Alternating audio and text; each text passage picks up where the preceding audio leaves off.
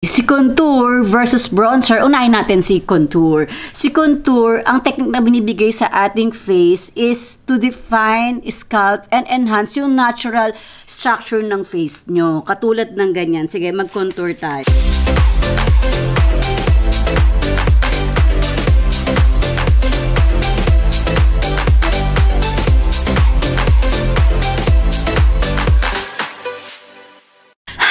Beshi, happy Vlogmas everyone! So, day 30 natin ngayon. In today's video, ang ating atake, beauty educational. Sa mga nagtatanong sa akin, Ate Jero ba pinagkaiba ng bronzer and contour? So, papaliwanag ko yan dito. Papakita ko sa inyo yung bronzer ko and yung contour. Sa mga bronzer, iba-iba yung kulay. Depende sa skin tone nyo. So, eto, meron akong bronzer na may konting glitter. And, ayan. Ito yung sa skin tone ko and sa pagmaputi. Tapos, meron din ako pag mga mistisa ang atake. Ito, Benefit. Ito yung ginagamit ko. Minsan, pinagmimix ko lang siya. So, ito yung mga bronzer, guys. And yung contour naman, ito yung contour. Ito, napakaganda nitong contour na to. Ano bang brand nito? Si Etude. Etude ba yung basa dyan?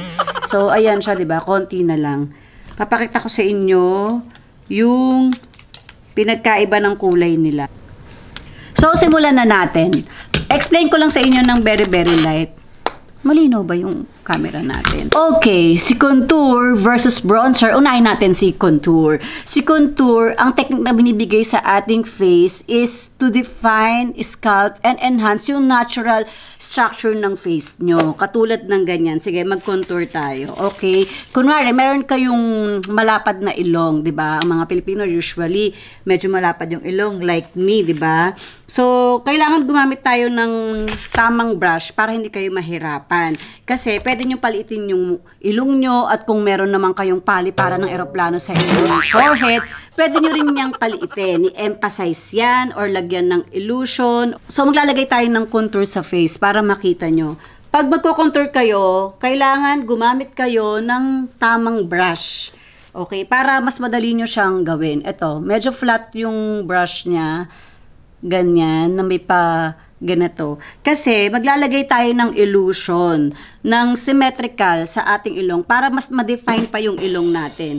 So, paghahaluin ko siya, kasi ito masyadong maputi and medyo dark. Dito lang ako maglalagay. Ang technique pala, pag naglagay kayo ng contour sa nose, huwag niyong didiretsuhin ha. Kasi hindi na uso yung diretsong parang may rail train ka dyan. Alam mo, may rails ka ng train sa ilong. Dito mo lang siya lagyan. Lagyan mag-half ka muna from here sa eyebrows to here. Ayan. Pwede rin cream. Unahin nyo yung cream, much better. Kasi ako nagmamadali ako dahil may lakad ako for today's ganapan. Para more symmetrical yung dating sa ilong ko. Kasi ine-emphasize nga natin yung ilong. Para magkaroon siya ng certain, feature. Certain feature. Certain talaga. So, ayan mga beshi. Tapos, duduktungan ko na siya dito. Kasi medyo malapad nga yun dito ko. So, paliliitin ko siya. Para makita yung katangusan. Ayan. Nakikita nyo na ba? Diba? Gumaganda na siya. Hindi siya diretsong-diretso. So, ayan siya mga beshi. Okay. Sa forehead naman, pag magkukontour kayo sa forehead nyo, gamit tayo ng brush. Katulad ko, yung shape ng face ko is parang medyo hugis-bigas. Hugis-bigas talaga. So, ayan. Ang gusto kong target lagi pag kinukontour ko yung aking muka, dito ko lang siya nilalagyan ng konti para ma-precise yung aking jaw. Kasi naglalagay nga tayo ng illusion, diba? So, ayan mga beshi. And dito naman, sa forehead, medyo maliit kasi yung forehead ko eh. So, ginanyan ko talaga yan para makita nyo. Hindi ko na to nilalagyan. Kasi lalo lang siyang liliit eh. So, dito ko siya tatargetin. Yan siya mga besh. Ang ganda nitong contour na to. Hindi to sponsor ha. Binili ko to. Kasi perfect to sa Asian skin tone. Pwede nyo siyang ipang mix.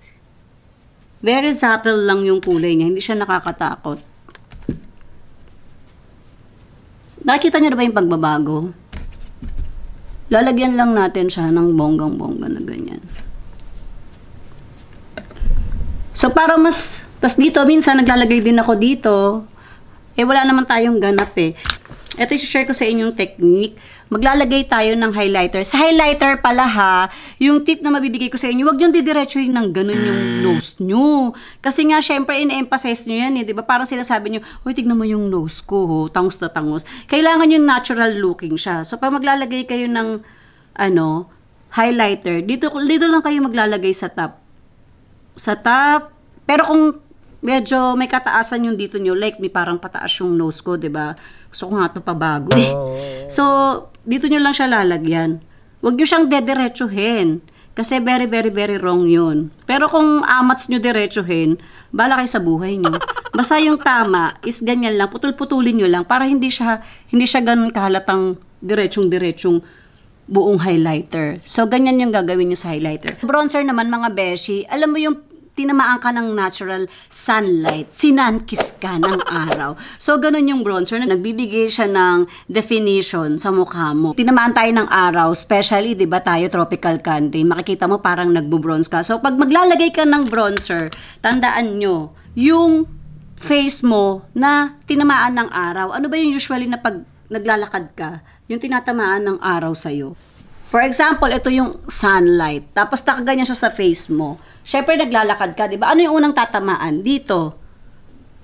Okay? So, maglagay tayo ng bronzer. Gamitin natin si NARS. Itong si NARS, si Laguna 01. Okay? So, pag tinamaan ka ng araw, nakikita nyo ba? Wait lang. Ang kalat kasi dito eh. Kunwari, ayan si Haring Araw, di ba? Tinamaan ka ni Haring Araw. So, ayan. Lagay natin siya dyan. So, pag tinamaan ka ng araw, ano yung unang-unang tatamaan sa'yo? Ayan.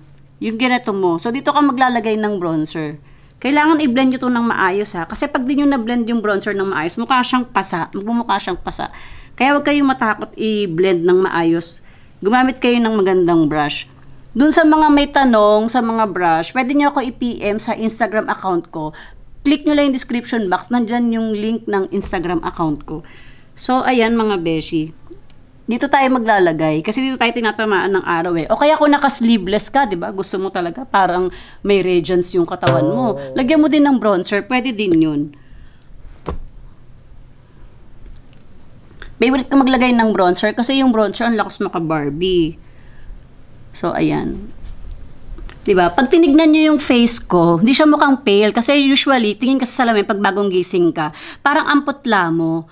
Pag, di ba sinasabi nila minsan pag nakita ka lang, yung blooming mo. Kasi ito yun, naglalagay tayo ng bronzer. Usually, naglalagay ako ng bronzer. Sa mga nakasalubong sa akin, lagi nagsabi na, uy, yung blooming mo. Hindi ko alam kung totoo ba talaga o amats nyo lang akong emehin. Char.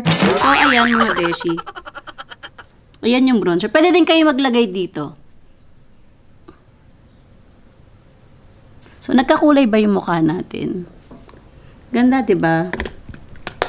So, yun lang. Mabilis lang yung tutorial natin, mga besh. Sana nabigyan kayo sa magandang tip and idea. Sa mga nagtatanong ng mga beauty tips, comment down below kung ano yung mga request nyo na pwede kong ibigay na tips sa inyo. Hindi naman tayo madamot. Tsaka tong makeup na to, mahilig talaga ako mag-makeup since bata pa. And inaral ko siya. Ang mahal sa makeup school, in fairness ha. So, tignan nyo yung ginawa ko na ang nilagay ko lang sa face ko, gumamit ako ng sunscreen, tinted sunscreen. And syempre, naglagay ako ng kilay. Tapos, konting eyeshadow. Wala akong eyelashes. Pero naglagay ako ng konting blush on. Tapos, ayun na. Pinunter ko na. So, makikita niyo yung mukha ko, mga beshi. Pwede na tayo umaura. Barbie na ba?